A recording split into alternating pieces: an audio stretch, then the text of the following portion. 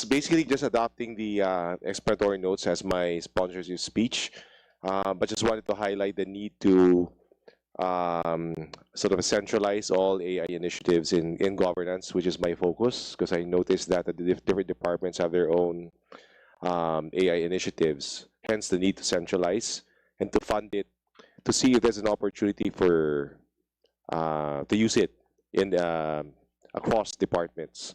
So that is basically the essence of that, of my bill. But I thank you, Mr. Chair. Thank you so much, Congressman Roman. So to proceed, siguro maganda mapakinggan po natin ng mga imbitado po nating resource persons, experts na nandito rin po sa hearing na ito. Basado po sa aking pag-aaral sa iba't ibang House bills na nakasala ngayon, karamihan gagawa ng Philippine AI Council, kay Congressman po, AI Development Authority, kay Congressman, the other Congressman Brian, board. So basically creating a national AI across agency, so na kung that saan is basically the essence of gagawa that. ng policy, i-regulate, at marami pang iba. One thing in common is this proposed agency will be under the DICT. So siguro unahin po natin mapakinggan ang DICT sa comments, inputs, suggestions, recommendations po ninyo dito po sa mga proposed legislation. Before that, sorry sir, isa pang author, from Surigao del Norte, 2nd District, Congresswoman Bernadette Barbers. Welcome, ma'am, to the meeting.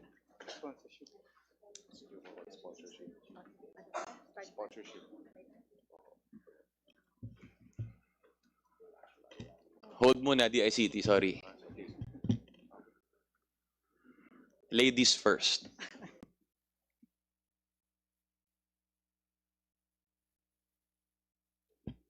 Good afternoon, Mr. Chair, distinguished colleagues and resource persons.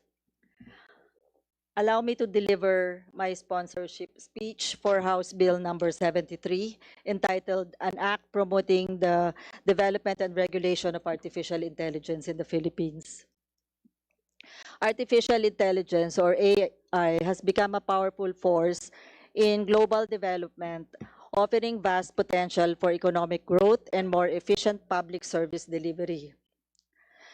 But its rapid advancement also presents serious concerns on privacy, security, and ethical use that we must confront proactively.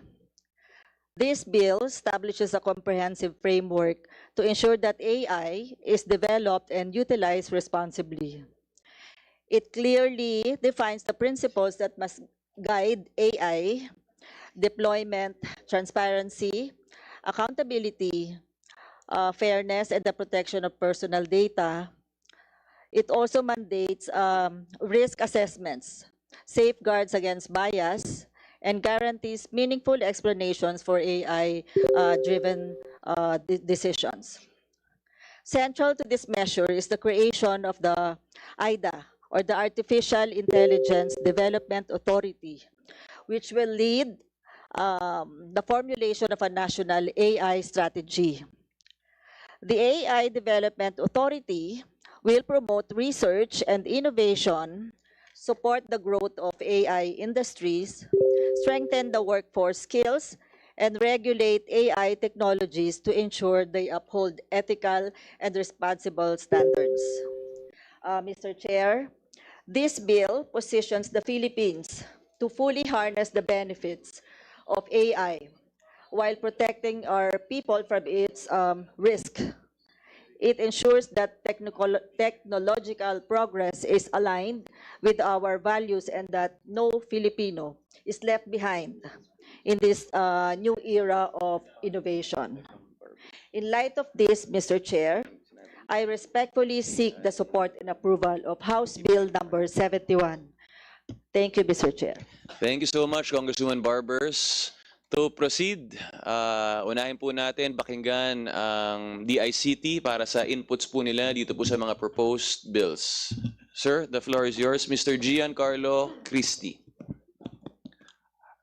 Honorable Chairman and honorable members of the committee, good afternoon.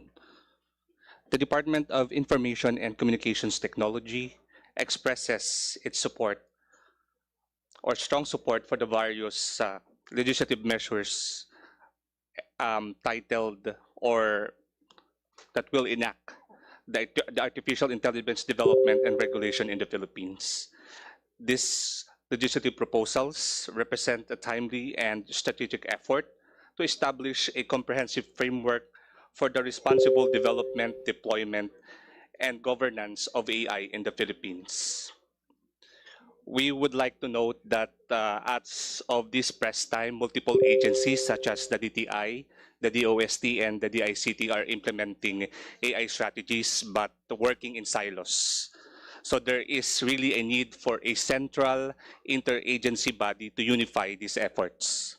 Hence, by proposing the creation of key institutions such as the Artificial Intelligence Development Authority, the Philippine Council on Artificial Intelligence, and the National Center for AI Research, these legislative measures lay a robust foundation for ethical innovation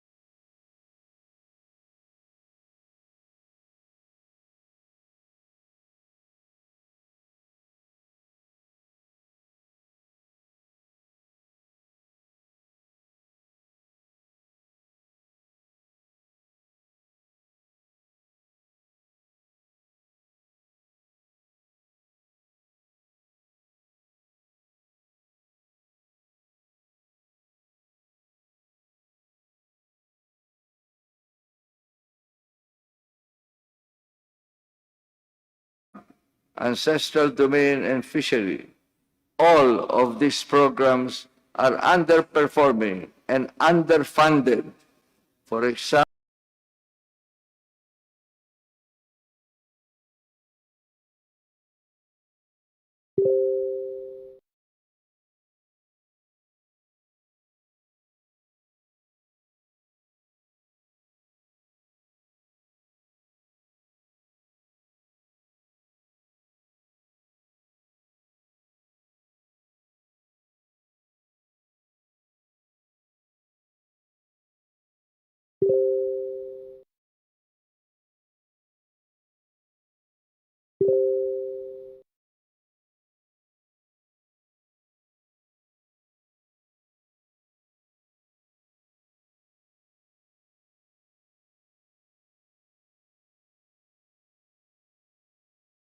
programs, carp, ancestral domain and fish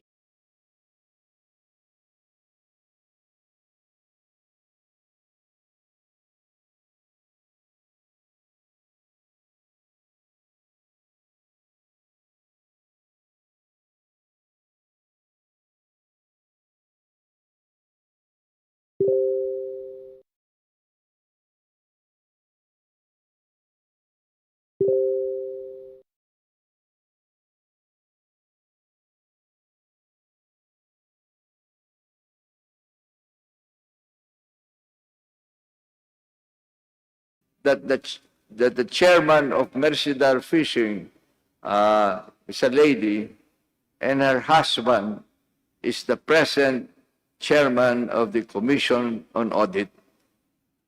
No wonder she has influence. Our indigenous peoples used to own all the land, but were driven to higher ground by our colonial masters in complicity with cacique landowners, where they are now facing mining companies who are not only given access to minerals without any value given to raw materials. Look at the laws on what the share of government is. There is none for contributing the ore.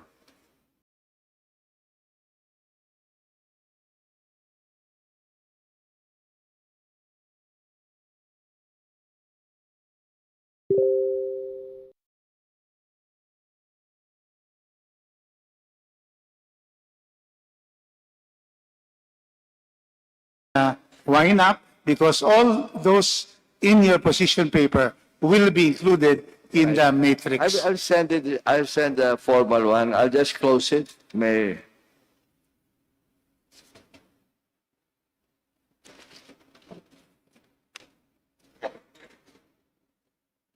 Where do we go from here, sir? Well, I think we go from here, and we'll have to ask Congress. We face, what problems do we face? We face the feudalistic system of dynastic families to attend to. We have a Supreme Court that is not always independent. We also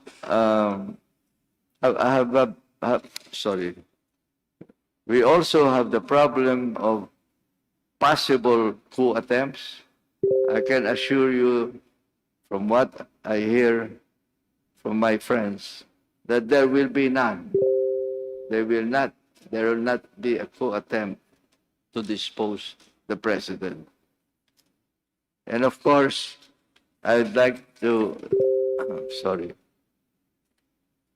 I'd like to end it,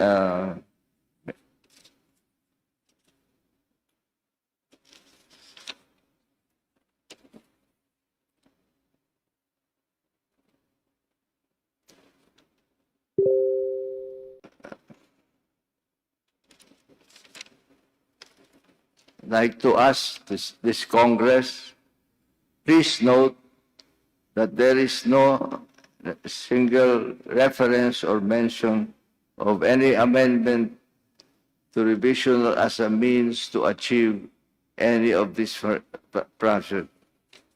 I would just like to object to the Constitutional Convention, which attempts to assure the people that it will be independent.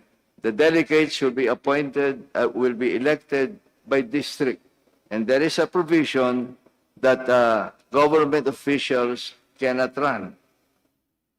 Right? So, of course, the existing congressman cannot be in the Constitutional Convention. But their brothers, sisters, wife, and so on, cousins can. Because there is no anti-dynasty provision.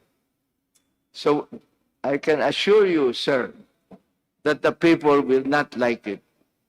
And you should think twice about changing the Constitution, and especially by a constitutional convention. Thank you. Thank you, Chairman Monsod, for those comments and insights. It will help the committee finally decide on what to do with all the pending resolutions and bills proposing for amendments or revision of the Constitution, either to Constituent Assembly or Constitutional Convention. Thank you so much. We will appreciate if you can give your position paper, so it will be included in the matrix.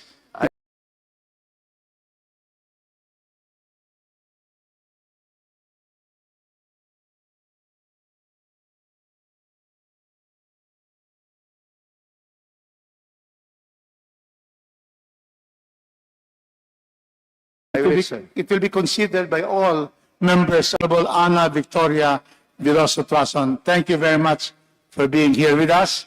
And we have also here Congressman Nico Dasa from Samar. We welcome you. And then we also have with us another resource person.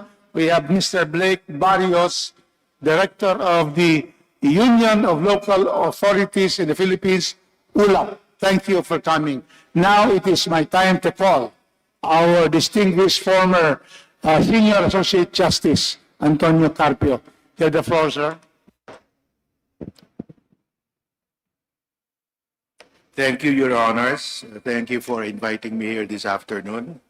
I have read your House Bill number 5870, and I wholeheartedly endorse this House bill for the following reasons. First, it calls for a constitutional convention, and a constitutional convention will avoid the divisive issue of a constituent assembly, because we still do not know whether the voting should be separate or joint, and this will have to go to the Supreme Court, and it will take time.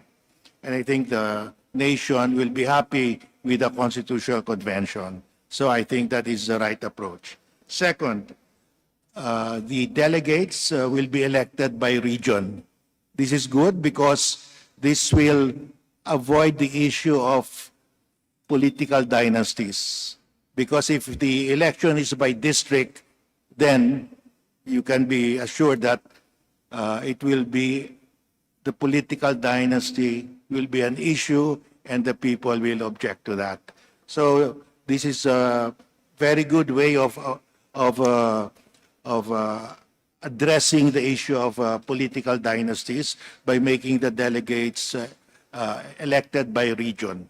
And 150 maximum delegates would be ideal, with the 3 delegates as a minimum per region, and the rest of the delegates will be elected in proportion to their population. So I think that would be good. I agree with that. And well, lastly, you have the usual disqualification for members of the convention from running in the next succeeding election after the ratification. So I think this is ideal. I would gladly and wholeheartedly recommend House Bill 5872. On a personal note, I am for a shift to a parliamentary system because the present presidential system is just too impractical already. To run for president, you need at least 5 billion pesos, and to generate this amount of campaign funds, you will have to promise everything to your supporters. You will make commitments. So on day one of your presidency, you will be hamstrung, you will be tied down with these commitments. So I think we can avoid that through a parliamentary system. So that is all, Mr. Chair, Your Honors. I will be brief. Thank you. Thank you for your comments and insights on the present House Bill 5870. Thank you very much. And your comment about having a constitutional convention and your views on having a parliamentary system of government. Thank you very much. Next would be Attorney Vicky Lonson, Professor de La Salle University. Thank you, Mr. Chair. We have a short paper. We have submitted it to the committee secretary. Let me read what we have agreed with the other professors of the Political Law Department of De La Salle University. Okay, thank you, sir. So let me read from our agreement. The Constitution has provided a stable framework for governance for nearly 40 years. While it is natural and commendable to seek improvements where necessary, we believe that the timing and context of such significant changes deserve careful reflection. The latter half of the presidential term, in particular, often brings heightened political activity and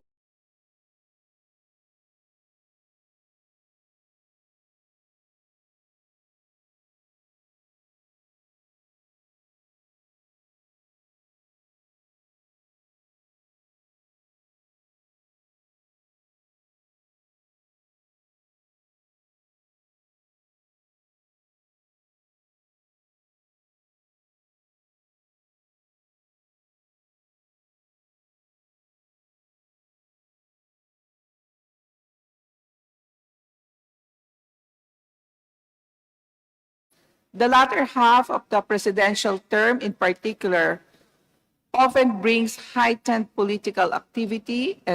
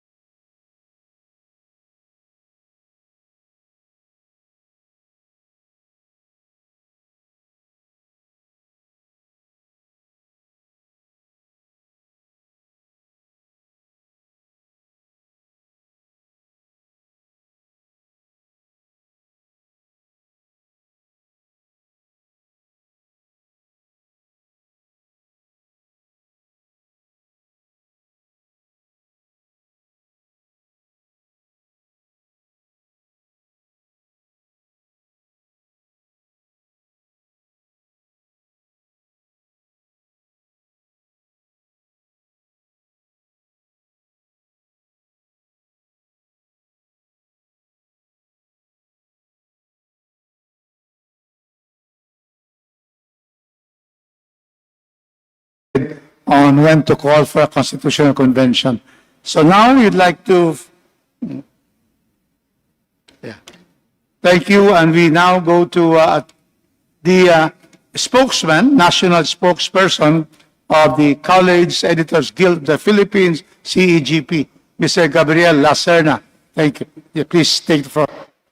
Good afternoon, Honorable Chair and distinguished guests. I am Brella Serna, the National Spokesperson of the College Editors Guild of the Philippines, representing today's youth.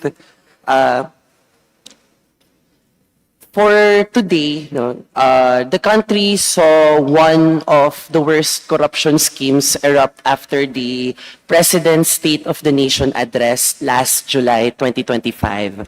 Flood control projects became the center of public attention as monsoon rain submerged communities in deep flooding while corrupt officials drenched 118.5 billion pesos from public coffers packed in suitcases since 2023. This compounds existing issues with anomalous public spending which remain unaccounted for, such as the utilization of the confidential and intelligence funds, inaccessible universal healthcare services, short-change education funding across all levels, and other crucial welfare programs that would have addressed widespread poverty, unemployment, and education losses. And these damages indeed raise the need to reassess the viability of the frameworks that shape government policy, public services, and national development. Desperate measures must be taken if this administration is serious in heeding public outcry against corruption and impunity. However, the College Editors Guild of the Philippines asserts that the charter change, which this floor is consulting today, we believe that it will not solve the country's woes. This country needs more than a revamp of constitutional provisions. The Marcos administration must first resolve systemic corruption and inefficient public service before it tinkers with constitutional provisions. We reject all current attempts to revise the 1987 Constitution and its standing provisions at this juncture. The prevailing socio-political climate will only lean towards the interest of the disintegrating political unions and not in favor of the marginalized Filipinos, such as the youth. At the height of such corruption scandals and administrative incompetence, Chacha will only become a conduit for further exploitation of the rotting socio-economic structures and the perpetuation of systemic inequality by vested interest. It becomes an opportunistic move against the people's call for genuine reforms and community-driven development. Revisions to certain articles of the highest law of the land will not appease growing discontent on the results of the investigation on involved officials, some of which have escaped accountability. And it will not help recover the trillion of public funds squandered away in casinos, luxury cars, and other lavish expenses incurred while the majority of Filipinos scramble for scraps of financial aid, insecure employment, and rising cost of living. We particularly take note of the proposed inclusions in the provisions under Articles 10, 14, and 16. These are the provisions stated for amendments in the resolutions of both houses, number 1, fielded by Ako Bicol Party List, and 3, fielded by District Representative Richard Gomez. Revisions of the aforementioned economic provisions perverts legislative authority and subjects the state of our national economy and patrimony to exploitation.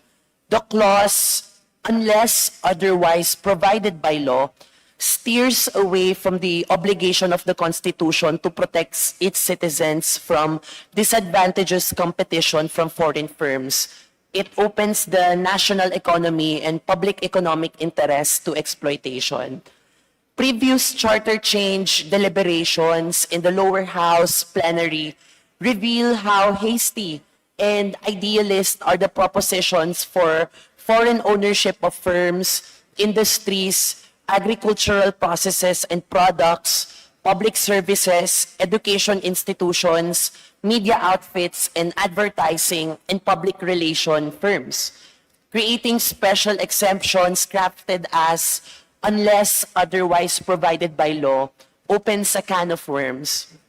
This is why in what we have submitted, the position paper, we have pointed out 4 major points in the revising such bills. First is, the country does not fully benefit economically from industries and sectors open to foreign firms and investments. Second, we have poor policies and programs that will not help small-scale industries and institutions keep up with foreign competition. Third, Opening the media and communication industry to foreign ownership subjects community journalism and the creative industry to commercialization and attacks on our integrity. And fourth, minimum wager Filipinos and poverty-stricken families continue to bear piling consumer taxes while the government deregulates multinational and transnational corporations, big companies through tax holidays, exemptions, and discounts. The proposals for constitutional convention, particularly House Bill 3068 by Representative Bienvenido Abante Jr. and 5870 by Representative Rolando Puno, and House Resolution number 460 do not even account for the youth's participation in the lawmaking process itself. These only provide for the formation of a delegation, but lack concrete guidelines for a more concrete and grounded composition of the representatives of the people who will kickstart it. On the other hand, the resolution of both houses, number 2, or the proposal to the lowering the age requirement for the positions of president, vice president, and senator falls short of realizing the objective of youth participation in governance, supposedly modeled after the United States and other democracies. It fails to account for the situation of youth leadership in communities. Data from the ground will show that young members of political dynasties, relatives up to the third degree of consanguinity, were the majority of the members of sangguniang kabataan councils and even rank and file posts in local government offices and agencies. Proposed reforms to strengthen youth representation are masked attempts to perpetuate the control of political dynasties in all branches of the government. It does not address the gaps in grassroots leadership and people-driven development. The upper echelons of the state may see changes, but it will temporary and short-handed if its local representatives still come from the same set of names that robbed opportunities for leaders born and raised by their communities. For our genuine proposals, ultimately, even if the goal of crafting precise, plain and appropriate diction for the Constitution is achieved, the current socio-political conditions will pin down its purpose and viability. The Guild, having laid down its grounds for opposition, presents to the House of Representatives its alternatives for the forwarded proposals for the Constitutional Convention. The Philippines needs genuine agrarian reform, national industrialization, protection of its natural resources to ensure sustainable development, recognition of the rights of the working masses, efficient use of capital for development, and an independent foreign policy. These programs require a strong role for the state, a strong state. What is not needed for this development is the charter change, nor the Marcos Jr. government's attempt to push it. Genuine national development in the Philippines hinges upon implementing these alternatives, even upholding the rights of the youth and the working masses, especially for social justice. Achieving these vital programs necessitates a strong and active role for the state. What the Philippines does not need for development, however, is such proposal of charter change. The 1987 Constitution's foreign investment restrictions are time-honored and in no way obsolete. This is why so many other economies in the region still have foreign equity restrictions in ordinary law. Unlike in other countries, the drafters had the boldness and confidence to hard-code these in the Constitution. What they didn't foresee, though, is the determination of economic charter change and their creativity in using ordinary laws to bypass the charter. And these foreign investment restrictions embedded in the 1987 Constitution are enduring and remain relevant. This is evidenced by the fact that many regional economies maintain similar foreign equity limitations through ordinary legislation. the framers of the Philippine Constitution uniquely demonstrated boldness and confidence by enshrining these provisions directly in the fundamental law. Their oversight, however, was perhaps not anticipating the persistent resolve of proponents of economic charter change and their inventive use of ordinary statutes to circumvent the constitutional mandates. Thank you. Thank you, Mr. Lacerna, for stating the position of the College Editors Guild of the Philippines. Before we proceed, we would like to acknowledge the presence of the Honorable Rachel Del Mar, the representative of the 1st District, City of Cebu, and also our Deputy Majority Leader and our member of the committee, the Honorable Arnan Panaligan over there. Thank you for your presence. Now we will finally hear the position of the ULAP, the Union of Local Authorities in the Philippines. Mr. Blake Barrios is recognized. Yes, Mr. Chair, thank you and good afternoon. First, we thank the committee for inviting the Union of Local Authorities of the Philippines to this deliberation.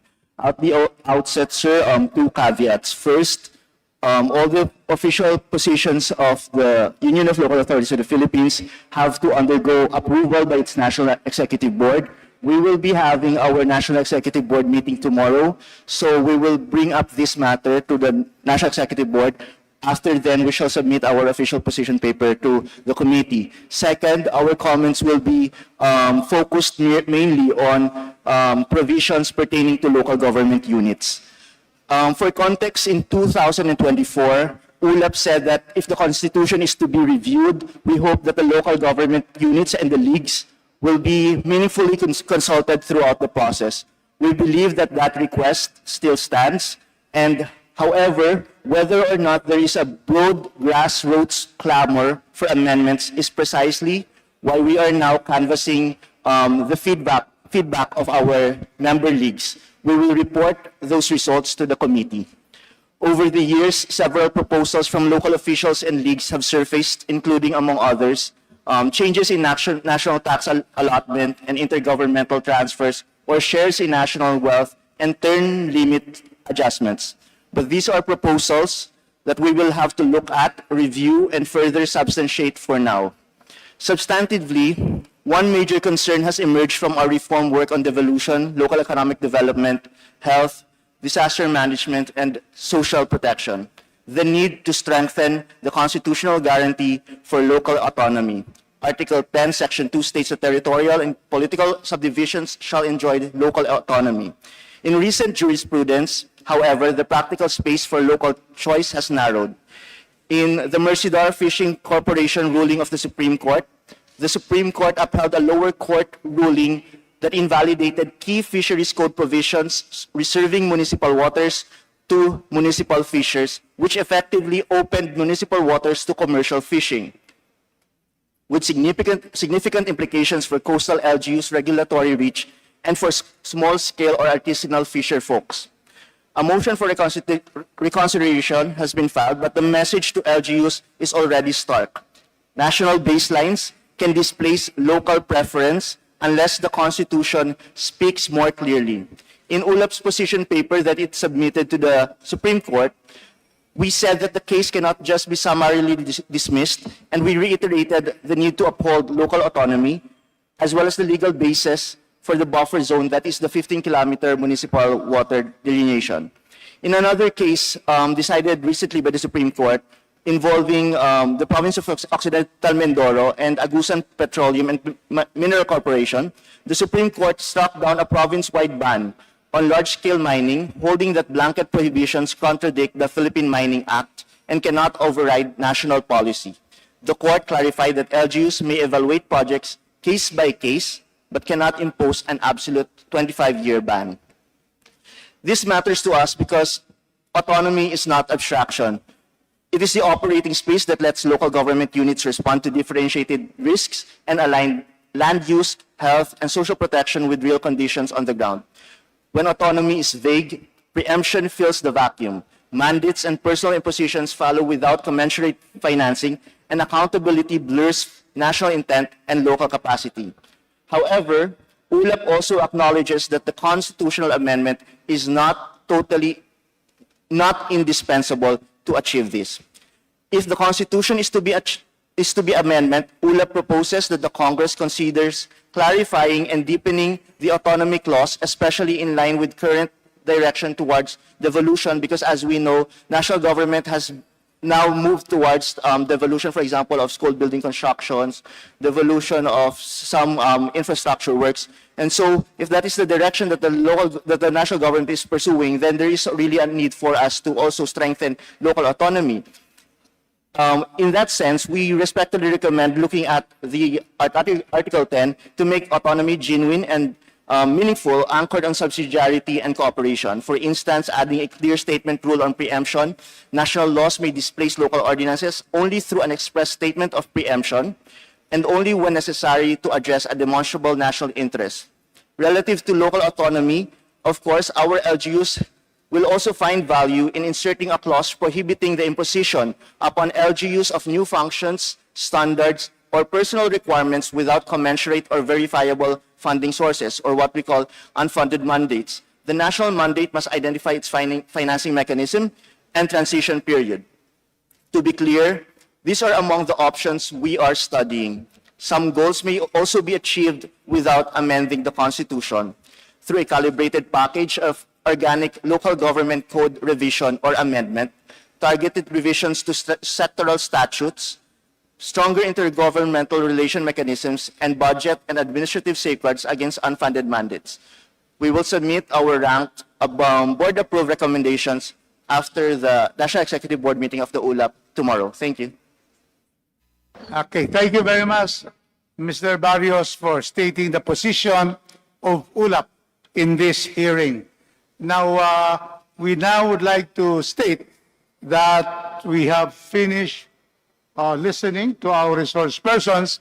Let me just state that for those who are not able to come, they have sent letters or called the committee that they will be submitting their position papers on December, supposed to be 8, but it's holiday, December 9.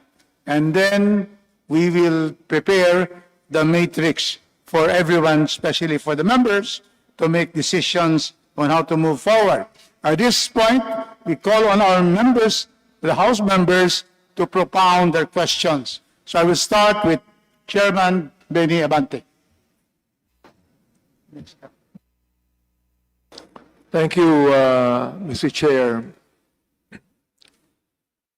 One of the things I heard from one of our resource speakers is that there is no need to revise the 1987 Constitution.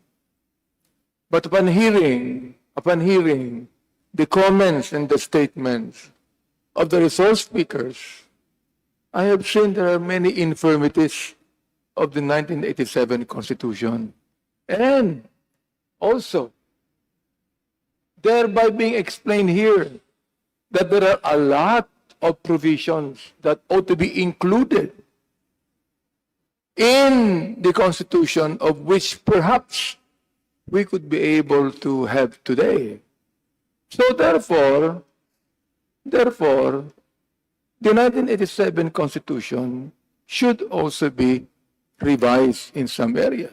In fact, a resource speaker that said that there is no need for revision even mentioned to us human rights. And I am the chairman of the Committee on Human Rights in the Congress. And I'm so glad he mentioned that. Social provisions, poverty. The thing is, the 1987 Constitution is a good Constitution. In fact, I'm following it. Being a man that believes in following the Constitution, I am abiding by the Constitution. But our Constitution is made by man. Man is not perfect. Marami pa ring nakakalimutan tayong ilagay. For example, You made mention of the anti-dynasty bill na hindi na kinakailangan pag-usapan dito sa Kongreso, pero pwede pag-usapan sa Constitutional Convention yan. Alright? Pinag-usapan din natin dito, yung tinatawag, you made mention about the anti-dynasty, yung dynasty, mangyayari din yan sa pagpili natin ng mga delegates. So therefore, kung yan, iniisip natin, we welcome the amendments to the call of Congress for a constitutional convention. So that hindi pwedeng maging delegado ang mga kamag-anak ng mga politiko. Pwede natin pag-usapan yan. Pwede natin ilagay yan. Pwede natin i-amend yan. You see that? That's the reason why ang amin ditong ginawa, Mr. Chair, is that we are just calling for a constitutional convention sapagkat hindi na pinag-uusapan dito ang CONAS. Di ba? I mean, ako naniniwala din ako, CONAS can be biased. Constituent Assembly can be biased. Can be something that would not be welcomed by the people. Yet, the Constitutional Convention, for example, like the 1987 Constitution, number 1, the Constitutional Convention delegates were not elected. Please take note. They were not elected by the people. Oh, ito, i-elect ng tao eh. Number 2, the 1987 Constitution was promulgated during the revolutionary government of the president. Not when democracy is working now. Hindi nangyari yun nung araw. Ngayon, democracy is working. Oh, ngayon, pinag-uusapan natin, for example, Mr. Lacerna spoke of the flood control projects. I believe that the constitution that will be promulgated this time by the Constitutional Convention can address corruption, can address the flood control corruptions happening right now. And by the way, if you would like to make an amendment to the Constitution of the Constitutional Convention as far as including the youth sector is concerned, we welcome that amendment, Mr. Chair. So, ito lamang ang masasabi ko for a while. That's the reason why, Attorney Monsod, although I accept all of what you said, and I would like to thank you for mentioning human rights and social justice. Kailangan po natin yun eh. You mentioned about the anti-dynasty bill. Ako, ipaglalaban ko din po yan na hindi kayo na kailangan. You see that? But we need to have this revision. So please, siguro, you could be able to explain further, Attorney Monsod, why is it that there is no need to revise the 1987 Constitution when you heard all of the resource speakers telling us that there's a lot of provisions that can be included in the Constitution if we ever have a constitutional convention today. Attorney Monsod, I'm asking a question, please, to Attorney Monsod. Chairman Monsod, there is a question from Chairman Abante to you. Can you state the question again? Can you please explain further why you said that there is no need to revise the 1987 Constitution? Do you believe that the 1987 Constitution is complete and there are no infirmities in it?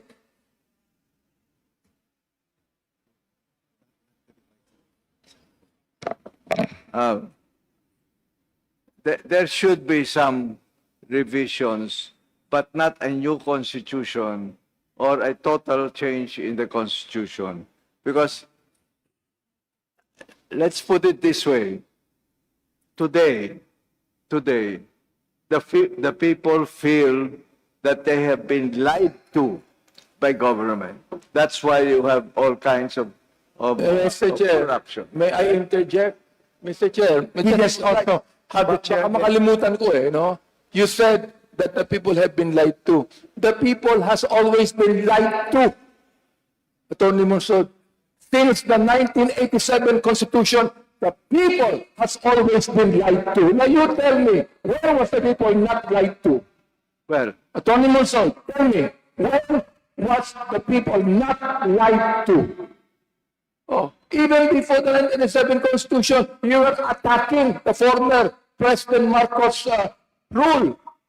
Oh, were the people not lied to during the time of President Marcos Sr.? Or were they lied to?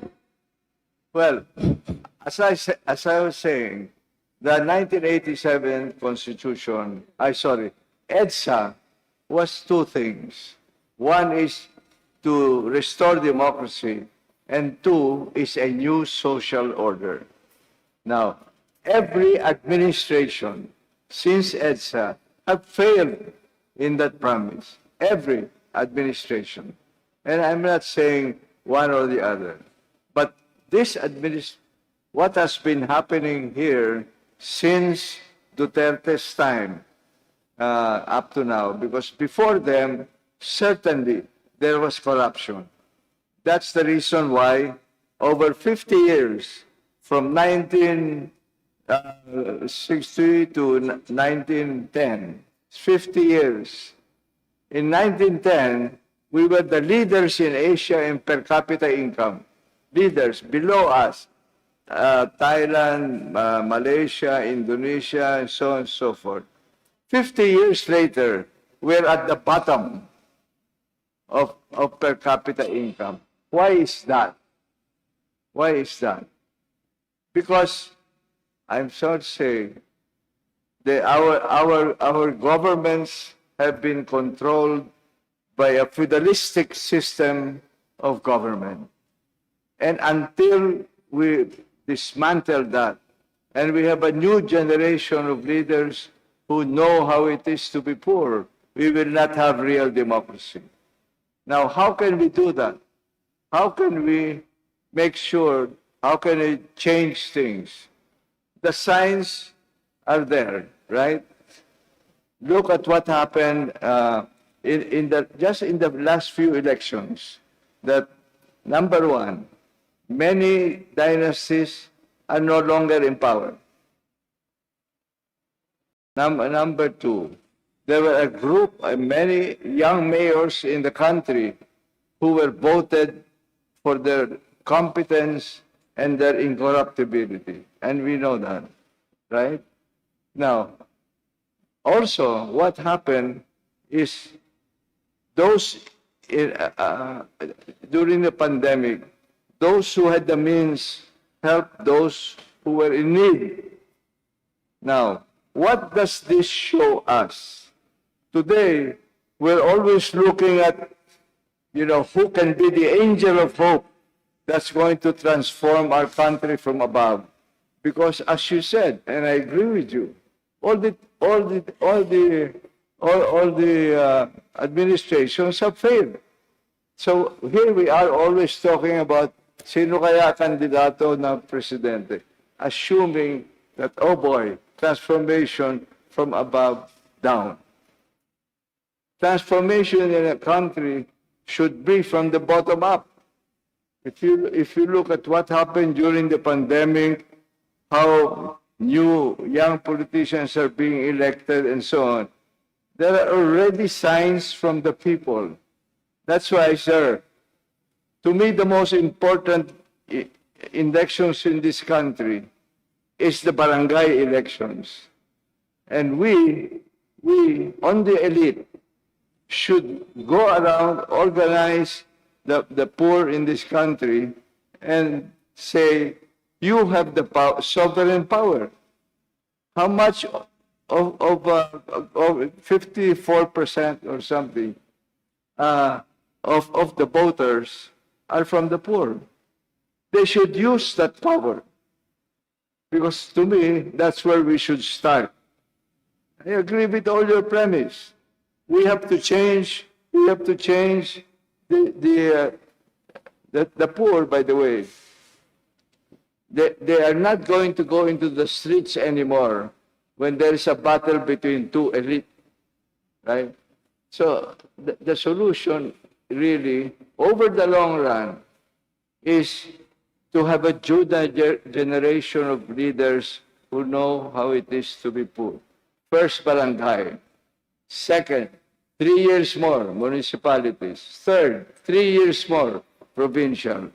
And then after that, we will have this new generation and we will have a real democracy in this country and not just a fiction of it. Mr. Chair, let me continue on. No? I'm so glad that Tony Monsod is already a prophet, telling us of what the future will hold. In reality, it cannot be so.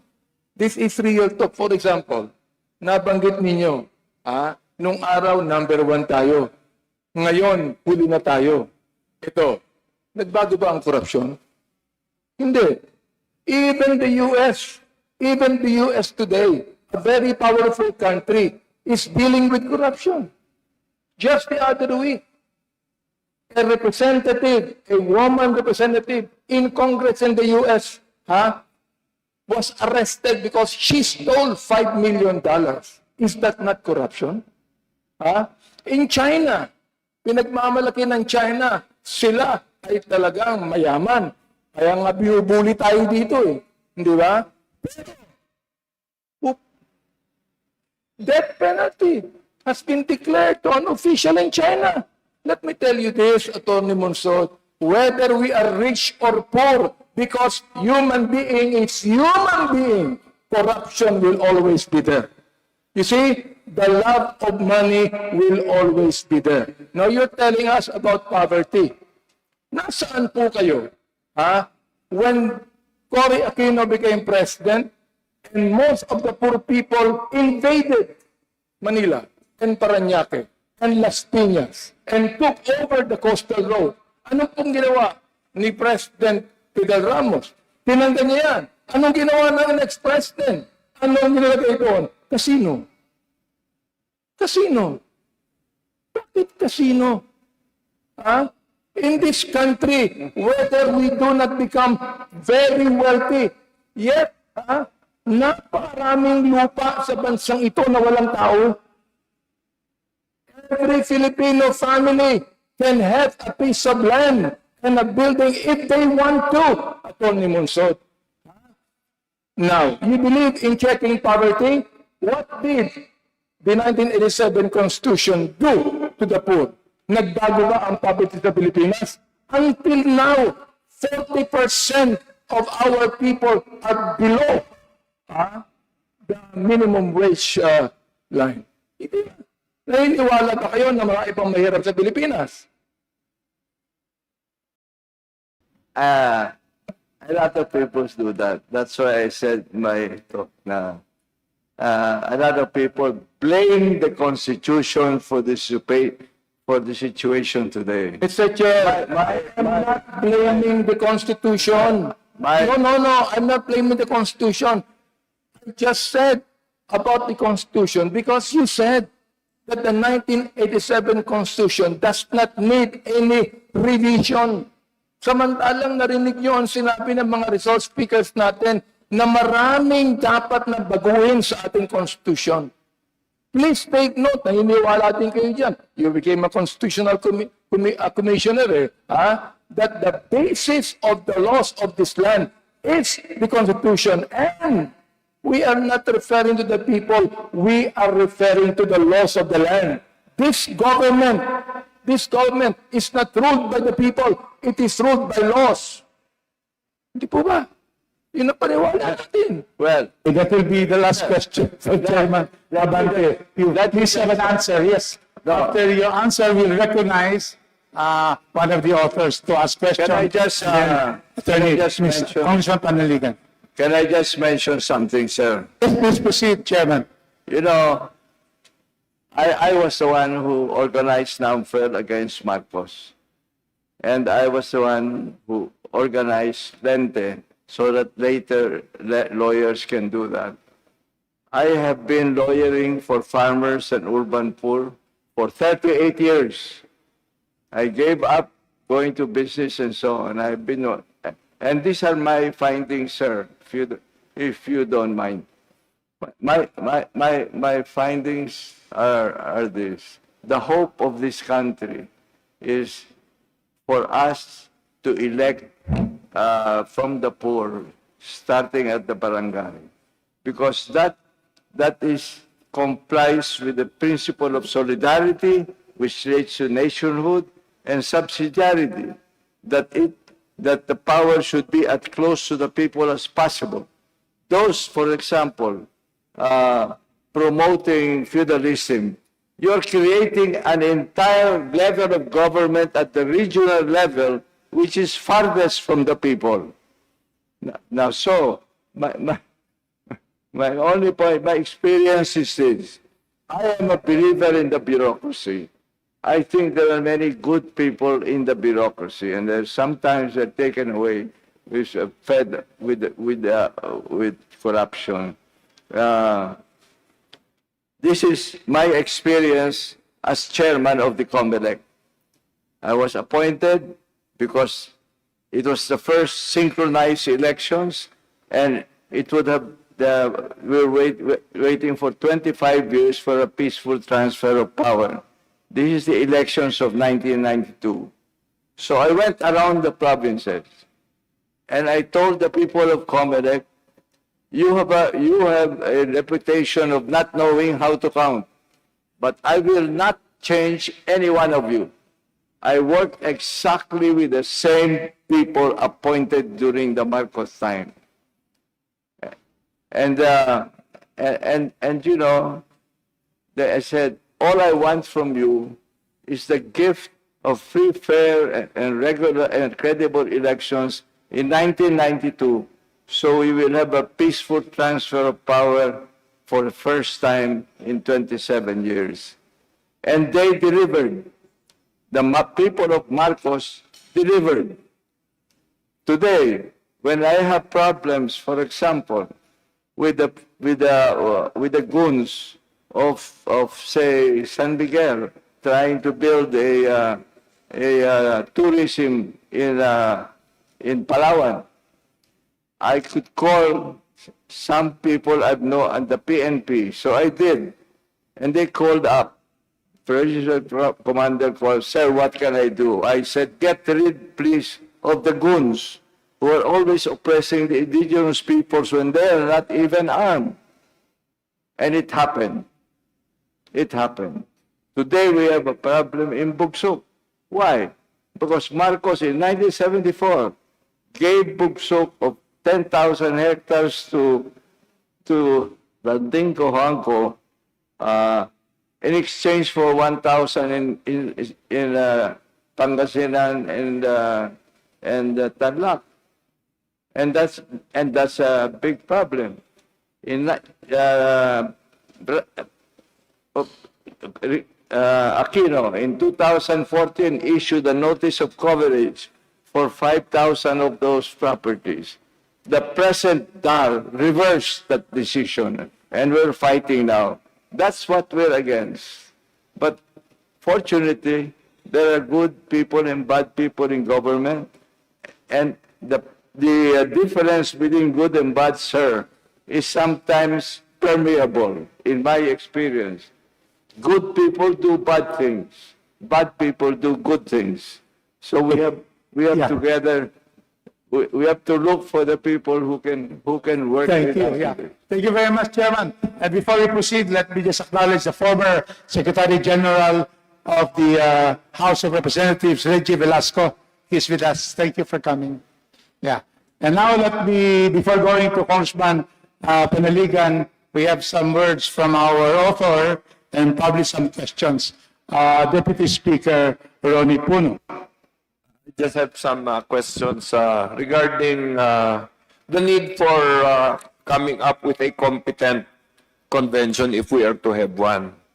I address this question to Chairman Monsod. No? the 1987 Constitution was composed of very competent commissioners.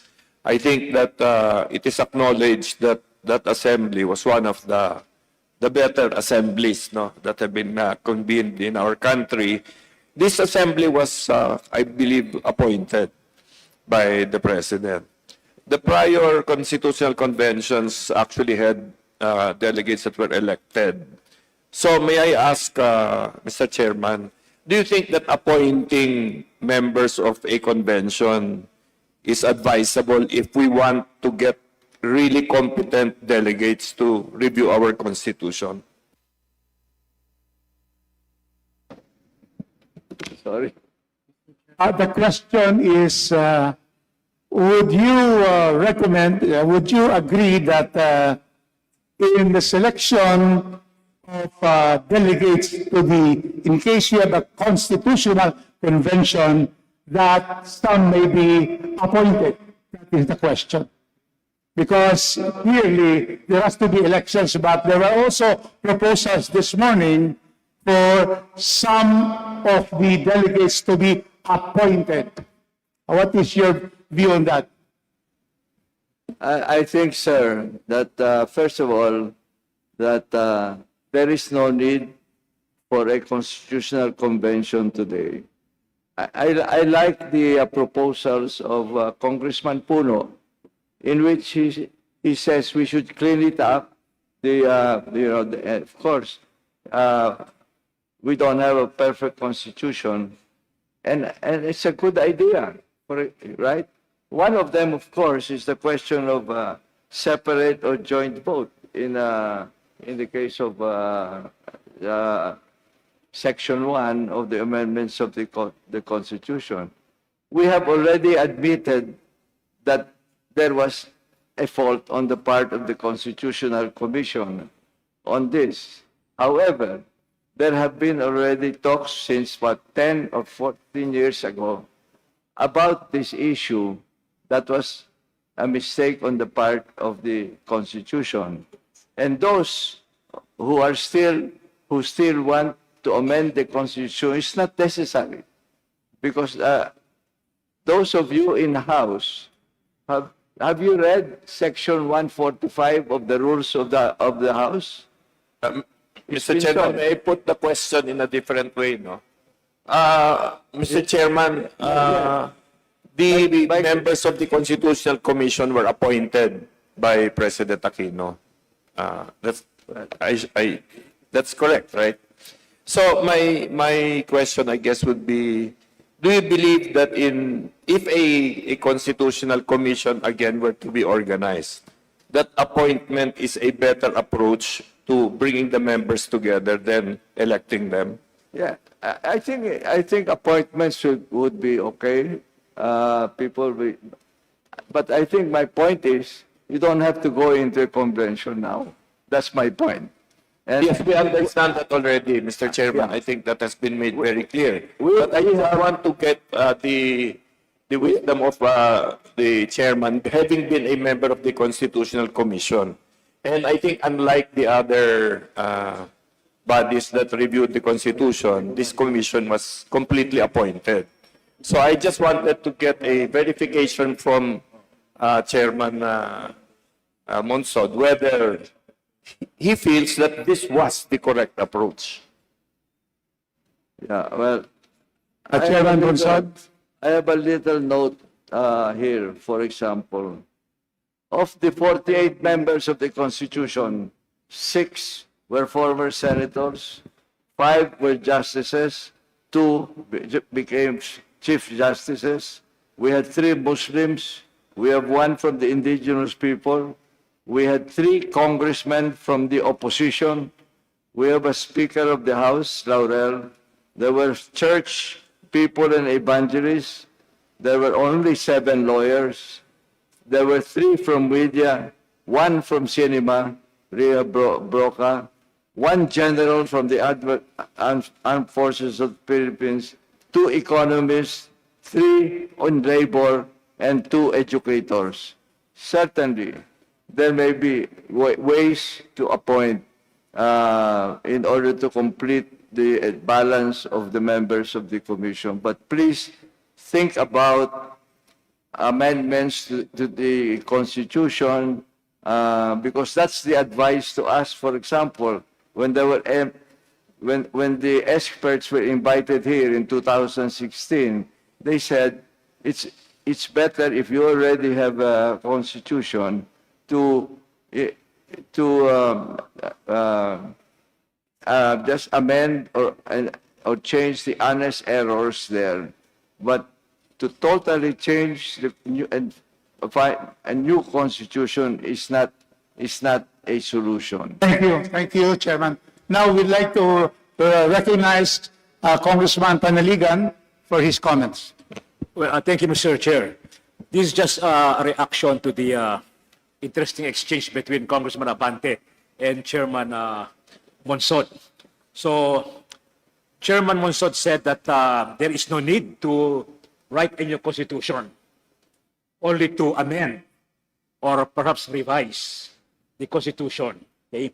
Well, of course, we leave that to the wisdom of the Constitutional Convention. If ever a CONCON will be convened, will be called, then the CONCON can either introduce amendments in certain provisions of the Constitution or revise some provisions or totally adopt a new charter, for the people. So, after all, that charter will be submitted to the people in a plebiscite. And since that sovereignty resides in the people, then it's up to them if they want an entirely new constitution. Chairman Monsod also said that we should develop new leaders, young leaders, rather than discarding the present constitution. I agree with him. And I believe that we have seen in the past, especially from the ranks of local governments, we have promising leaders, mayors, governors. But of course, it will take time, perhaps generations, to develop new leaders and to make them, to be able to take over the entire government. It will take generations. So, but of course, our problems are urgent. Our problems now cry for immediate solutions. And also, even if we have young and promising leaders, bright leaders from the city halls, from the capitals, the question is, can they manage to win and national offices? Can they win in the Senate, for example? Can they win in other significant national positions, considering that I believe that our constitutional structures, our political system is not conducive for young leaders, but without privilege, without money, for example, without resources to gain political power. They may be brilliant, they may be promising, they may be people of integrity, but from our experience, they cannot win in the Senate, for example. It will be very difficult for them to win in a national election, national positions like the Senate, and of course, even in the presidency. So I believe that while there is a need, I agree that there is a need to develop young leaders, we should also see to it that our constitutional structures, our political system is conducive for the growth of these young leaders. And I believe that if there are provisions in the Constitution that should be revised, it's the political structures, not so much on the economic structures. Although I agree also that economic models should not be included in the Constitution, because economic models, economic trends, they change with the time. Our Constitution, 1970 Constitution, for example, 1925 Constitution, it was the said charters were formulated in an era of nationalism. That's why protectionist. But in the 1990s, 2000s, we saw the prevalence of the globalization, liberalization. Okay? But after the pandemic, we can discern a shift back to protectionism. So my point is that economic models should not be enshrined in the Constitution. because it will inhibit future policymakers. So they will not be able to respond to shifting trends in economics. For me personally, I'm in favor of nationalistic provisions of the Constitution. I believe in national industrialization. But I believe that it should not be enshrined in the Constitution. What we should revise are the political structures. Our political system is dysfunctional. So, kung meron man dapat baguhin is a system of government. And the fastest mode, of course, if only the people trust Congress, is Constituent Assembly. But that is next to impossible now. So, CONCON, perhaps, is the best mode to amend the Constitution. Thank you, Congressman Panaligan. We go first to Dr. Carita Carlos and then to Chairman Nelson. Thank you very much, Mr. Chairman. I would like to give some overview, listening to all the comments around the table. I think there is a need for a unity in the new constitution that will be drafted by whichever body. Why? Because a constitution will have to stitch together all the sections therein and will have to be governed or underpinned by a philosophy of governance. In other words, Mr. Chair, you cannot have sections that are colliding with each other because the philosophies are, they are colliding. And therefore, there must be a unity. I like what Congressman Panaligan said. You change the political structure and the rest of the substructures will follow. This is not, to denigrate economic provisions. But I always say, as a political scientist, I know that it's the political really, which is the fulcrum of all political power. So when you change the Constitution, revision, you change the power configuration therein. But it must be stitched together. It must be crocheted by a philosophy of governance. Hindi pwedeng you are shooting here and there, tapos nagbubungguan siya. That's the reason why, and to the question of Congressman Puno kanina, siguro maganda rin yung i-appoint siya. No? I've never thought about it really. But the vetting procedure should be very strict. And because I'm a political scientist, I would lean more towards more political scientists in the commission. Why? Because a political scientist is trained in the tradition of science.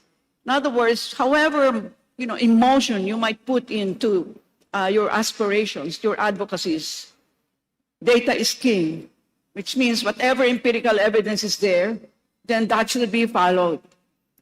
Say, if the empirical evidence tells you that, you don't need term limits, you don't need political dynasties, they are not the predictor variables. The predictor variables are somewhere else. So let's put science in all this, and I agree, Mr. Chair. The emotion is there, all right. But I think the science should also be there. Thank you. Thank you, Dr. Carlos. So we now go to the last comment of the chairperson, and then we'll ask the members if they have more questions, and then we can probably call this a day. Yes, Chairman Munsad. Sir, I just wanted to say that when we're talking about the Constitution, as if that's the solution. I think the solution is let us implement the Constitution. Now, when you, for example, talk about unless otherwise provided by law, it's a very dangerous proposal because it's a wholesale transfer of power from the Constitution to the Congress, for example, on foreign ownership. Once inserted, the constitutional provisions become meaningless, and the door is opened wider to transactional legislation, to which corrupt politicians and greedy business are very adept. The insertion is insidious because it is made to appear as a harmless, since it only gives Congress flexibility to determine the actual percentages at the appropriate time. But the change is made only by ordinary law, with much lesser House and Senate votes, and without need of a vote of the people, in the plebiscite. Incidentally, in terms of numbers, when we talk about changes now in the Constitution, you need what? You need how many votes? About over 237 votes, 240 votes from the Senate, and how many? 70 or 18 from the Senate. With this insertion, you will need only about 80 congressmen and 7 senators, and that's what the people are suspicious about. Now, let me just close, sir, if I may. My first point is this. Are we agreed on the ends? Because if we don't agree on the ends, then our means will not be the same. And if we agree on the ends, which is to have a new social order, in other words, a democracy that works, which, by the way, is not a partisan political purpose, are we willing to pay the price for it? Especially if it is against our own self-interest. Are we willing to make sacrifices for love of country and for the poor? Because we are told sacrifice is the currency of love.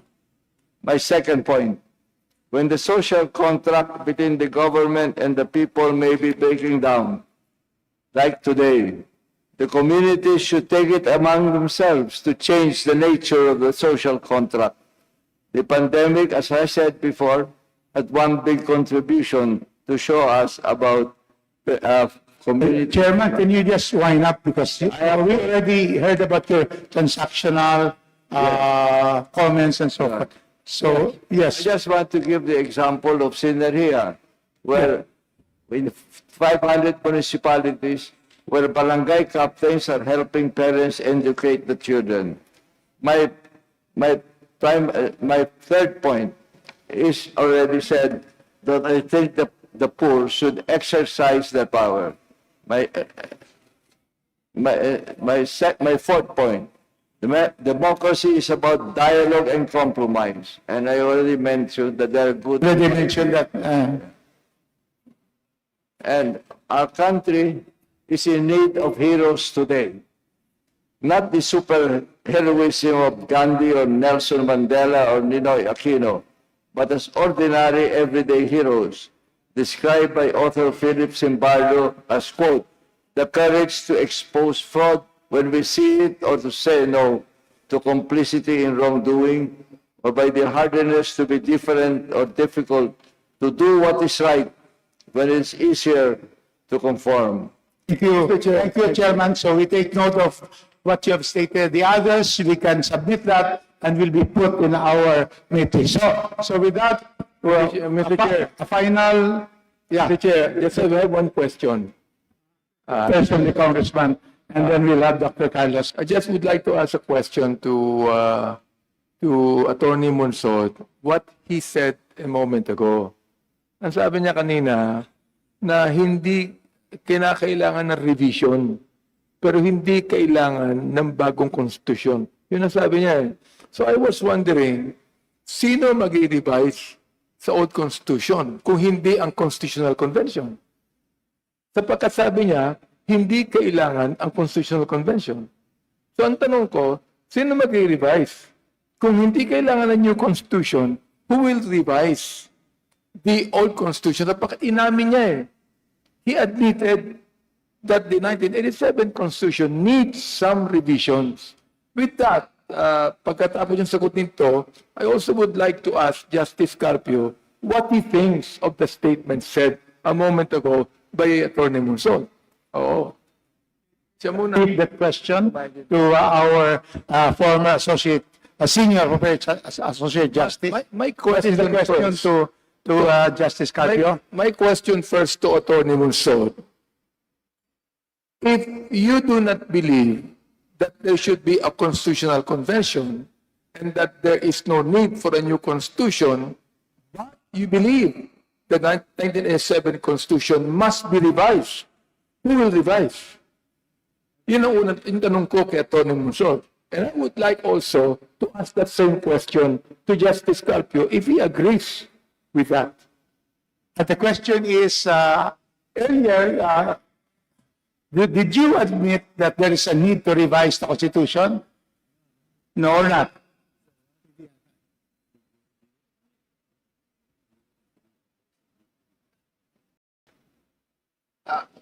Is there a need to revise the Constitution or not? There are changes that can be done. I like the proposal of Secretary of Congressman Puno. That there are things that can be done, but maybe not now, because now is not a bad place for that. So there is a need, but not now. Thank you. So that is the position of Chairman Monsod. We'll ask also now the same question. Is there a need to revise the Constitution? That is the question of our Congressman, Chairman Abante, to Justice Carpio. Yes, Mr. Chair, my position is we should shift to a parliamentary system that requires revision. Thank you. Thank you. So do you have, hey, last question from Congressman Panaligan. Final point, Mr. Chair. I reiterate my stand that there is a need to review, whether to amend or revise or adapt a new charter. There is a need to review the present Constitution. It has been 37 years, and I believe that our experience in the past 37 years should have taught us already about the flaws, the defects, or the shortcomings or the inadequacies of the Constitution. We are not blaming the charter for the present problem, no? Hindi po tayo misunderstand dyan. But a charter is also a blueprint, no? Nakaka-apekto po yan eh. Whether sa politika, sa economics, in our social life, may epekto yung ating basic charter. So, we should review that. Disclosure, in 1992 or 91, I wrote an article in a law journal, no? Why we should not amend the 87 Constitution. But that was 1992, 5 years. At the time, the current charter was only 5 years old. So my point at that time was that let's give it a chance to work. No? But after 37 years, I think that now is the time to revise the present charter. Hindi po naman yan sagradong dokumento, hindi po yan gospel na hindi pwedeng baguhin ng mga tao. So now is the time, no, to amend the present charter. Sabi nga ni Roscoe Pound, the law must be stable but it cannot stand still. Kaya panahon na po natin pag-usapan without emotionalism and sentimentalism. Thank you very much, Congressman Aligan. For the last point, Dr. Carlos, and then we will thank everyone. Just a very brief point. Counterintuitively, the term "unless otherwise provided by law" is really a channel for change. Why are we putting so much negative connotation to that phrase? When in fact, when you have a constitution, you are not able to foresee what the future looks like. Suppose you have an article there on generative AI. We don't know what the future looks like. So when you put a clause there like "unless provided by law," it's really a channel for recalibration, which you give to the legislature, whether it's unicameral or bicameral. So I don't think we should, treat that phrase so negatively, because it's really a channel for recalibration of the future. Thank you. Thank you. So with that, we would therefore like to thank. I'll give Chairman Monsod one last point. I just want to say. It's a contrary position of Dr. Carlos. One last point. I just want to say something. I think you can earn the trust of the people if you pass an anti-dynasty law and amend the party list system. If you do that, then you can do many things in changes in the Constitution. Well noted. So on that note, we would like to thank all our resource persons. It has been very enlightening. We have the experts here, and we have everyone. So thank you so much for your presence, and please submit your position papers so that it will be placed in the matrix. Thank you, my distinguished colleagues. Thank you, our valued resource persons. Thank you very much. Can you have a group picture? Yeah, for this batch. Thank you. You will go to the front for our picture taking. All right.